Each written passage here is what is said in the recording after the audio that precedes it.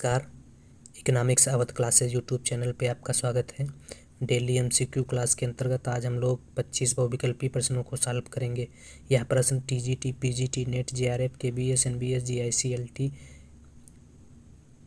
BPSC, TGT, PGT mains exam एवं RPSC first grade and second grade exam के लिए महत्वपूर्ण हैं। तो आज की क्लास स्टार्ट करते हैं और देखते हैं आज की क्लास में क्या क्या क्वेश्चन है। 1 नंबर क्वेश्चन है, संसाधनों की मुख्य विशेषता है। ऑप्शन ए, क्या विशेषता है? हमारी आवश्यकताओं की तुलना में वे दुर्लभ हैं। तो सही है, हमारी आवश्यकताएं ज़्यादा हैं और संसाधन हमारे पास सीमित हैं अर्थात दुर्लभ हैं। उनके वैकल्पिक प्रयोग संभव हैं। तो यह भी सही है, संसाधनों के वैकल्पिक प्रयोग संभव हैं।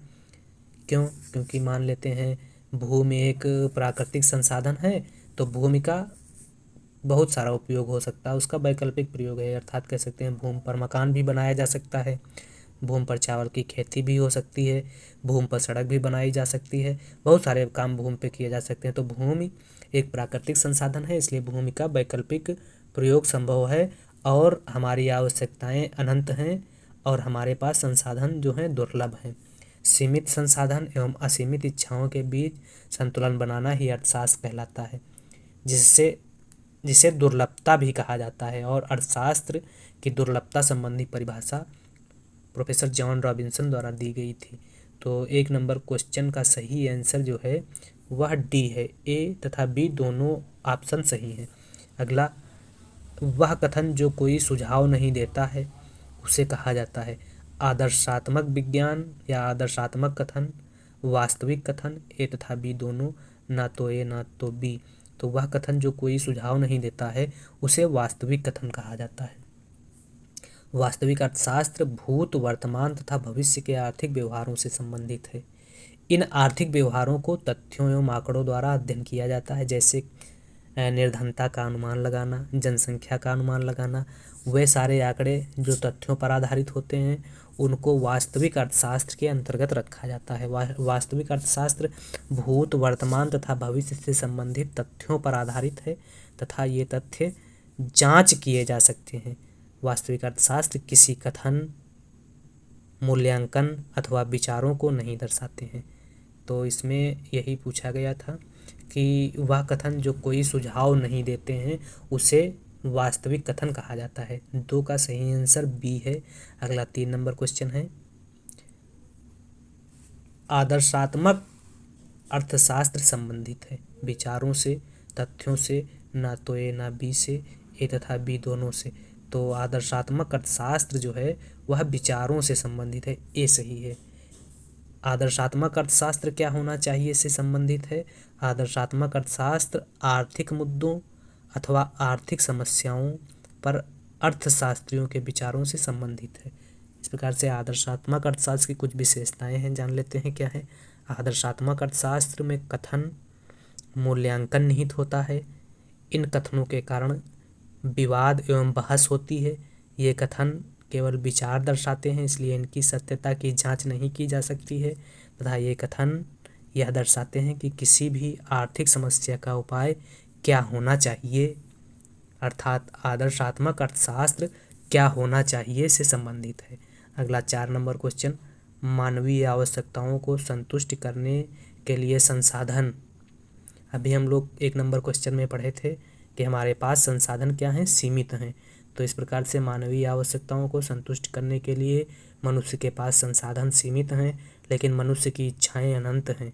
तो सीमित ए ही ऑप्शन में दिया गया, तो 4 का ए सही हो जाएगा। अगला, संसाधनों की दुर्लभता पाई जाती है।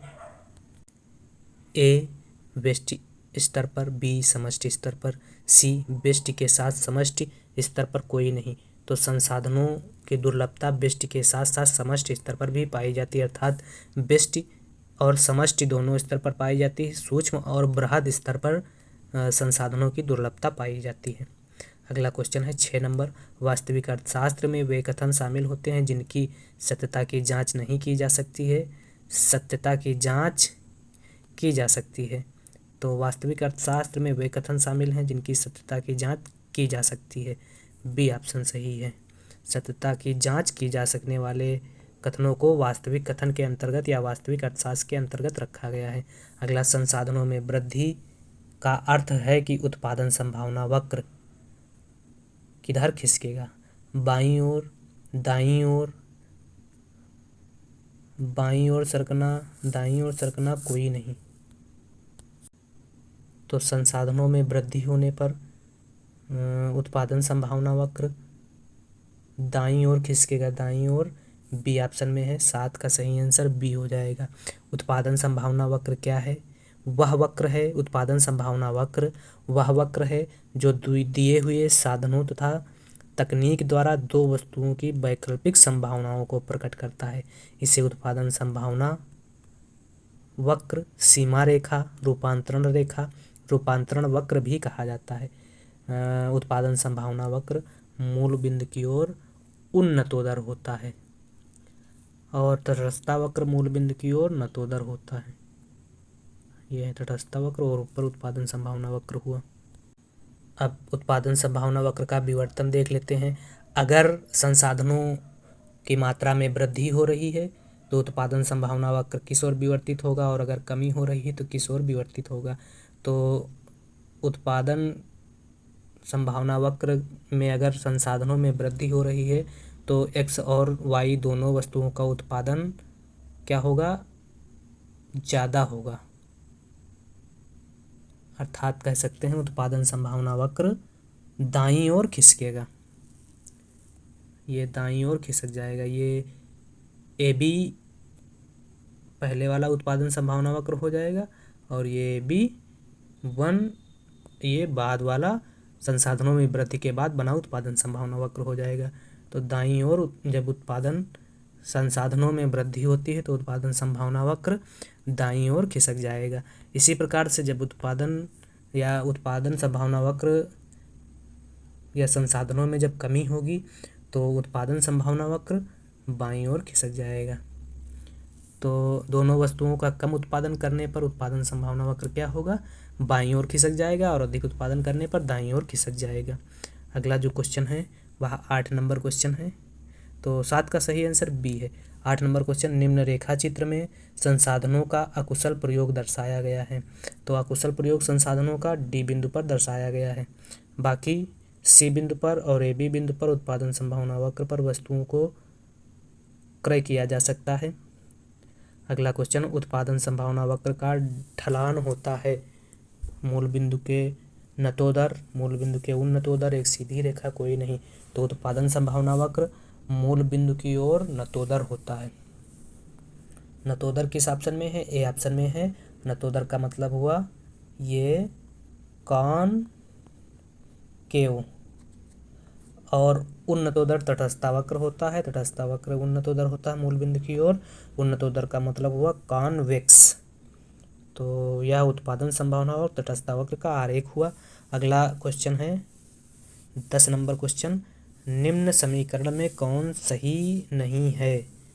तो इसमें सीमांत उपयोगिता का सूत्र पूछा गया है और सीमांत उपयोगिता के सूत्र के संबंध में MU बराबर TU/Q नहीं सही है, बाकी सब सही है। अगला क्वेश्चन है 11 नंबर, जब कुल उपयोगिता अधिकतम होती है तो सीमांत उपयोगिता होगी। तो जब कुल उपयोगिता अधिकतम होती है तो सीमांत उपयोगिता 0 होती है। कुल उपयोगिता ये टोटल यूटिलिटी हो जाएगी और ये मार्जिनल यूटिलिटी हो जाएगी। इसको यहाँ से निकाल देते हैं। तो टोटल यूटिलिटी और मार्जिनल यूटिलिटी में क्या है, ये 3 अंतर इसमें, एक ये फर्स्ट, सेकेंड और थर्ड। जब ये मार्जिनल यूटिलिटी, जब मार्जिनल यूटिलिटी क्या हो, घट रही हो, तो टोटल यूटिलिटी क्या होती है, बढ़ रही होती है। जब मार्जिनल यूटिलिटी क्या होती है, 0 होती है, तो टोटल यूटिलिटी अधिकतम होती है, शीर्ष पर होती है। और इस बिंदु पर ढाल जो है वह 0 होता है शीर्ष वाले बिंदु पर। इसके बाद जब टोटल यूटिलिटी क्या होती है, घट रही होती है, तो मार्जिनल यूटिलिटी ऋणात्मक होती है, कह सकते हैं। जब मार्जिनल यूटिलिटी या सीमांत उपयोगिता घट रही है, ऋणात्मक है, तो कुल उपयोगिता घट रही है। क्वेश्चन में क्या पूछा गया है, क्वेश्चन में पूछा गया है जब कुल उपयोगिता अधिकतम होती है तो सीमांत उपयोगिता 0 होगी, बी सही है। अगला 12 नंबर, एक उपभोक्ता वस्तु X की तुलना में वस्तु Y की अधिकतम मात्रा केवल तब खरीदेगा जब MUX/PX बराबर MUM, या कह सकते हैं MUX/PX less than MUY/PY। B option सही होगा। अगला 13 नंबर क्वेश्चन में क्या कह रहा है, जब किसी वस्तु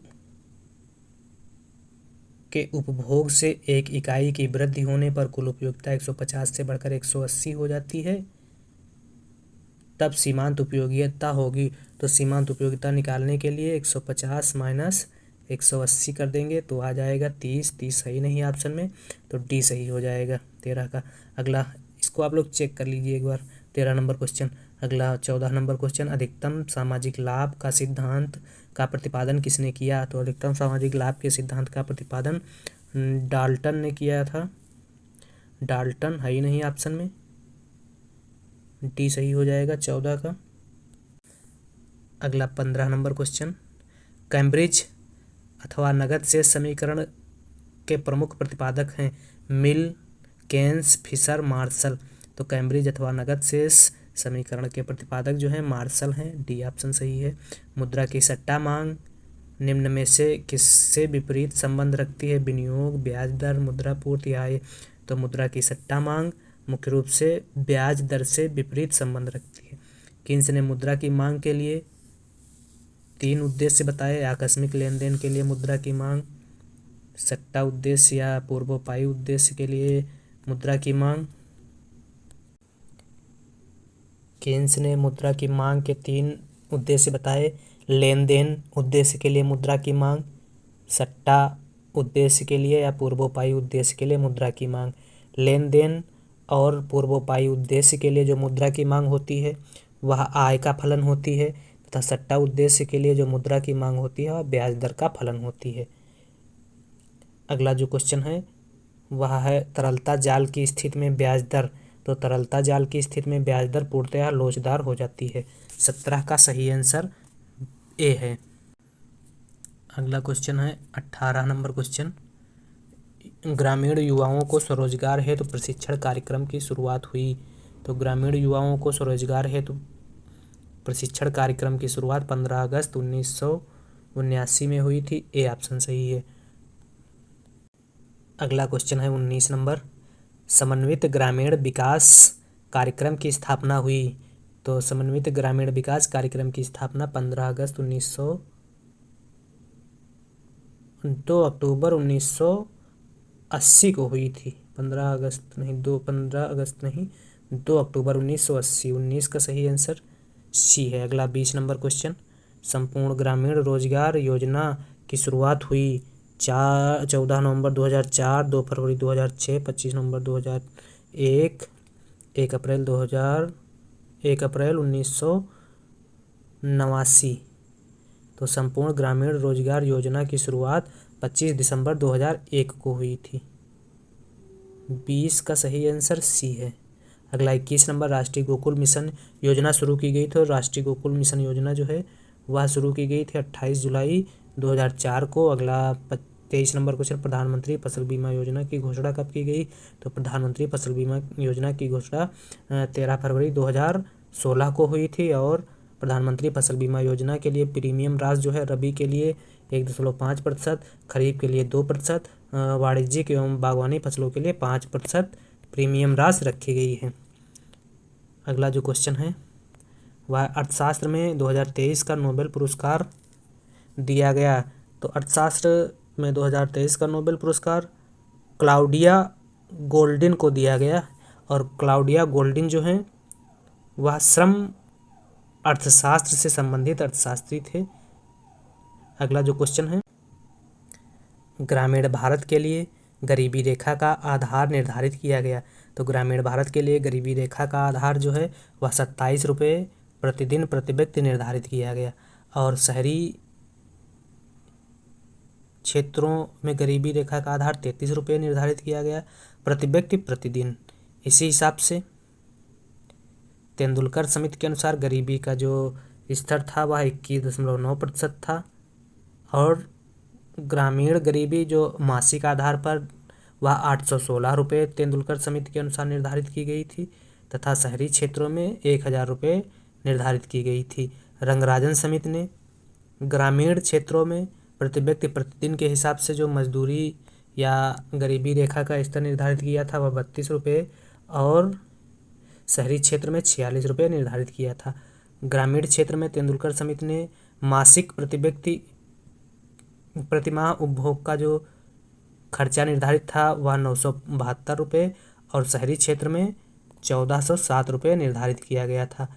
तेंदुलकर समिति के अनुसार भारत में गरीबी जो है 21.9% थी और रंगराजन समिति के अनुसार 29.5% भारत में गरीबी थी। तो यह तेंदुलकर और रंगराजन समिति के गरीबी के संदर्भ में कुछ आंकड़े थे।